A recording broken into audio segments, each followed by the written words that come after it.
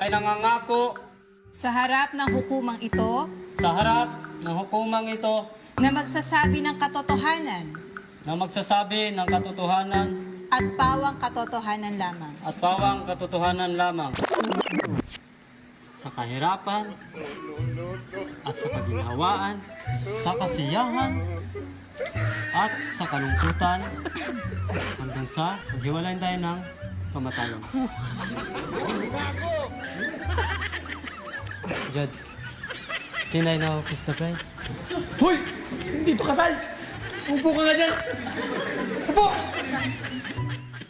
Joke, ayon sa 5 taong gulang na saksi na si Michelle, ay nakarinig siya ng sunod-sunod na sigaw.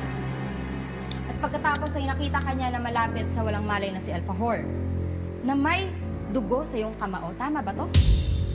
Una, gusto ko pong magpasalamat. Thank you for that wonderful question. Hindi ko po makakalimutan ang pagkakataon na yun. Ako po ay nasa...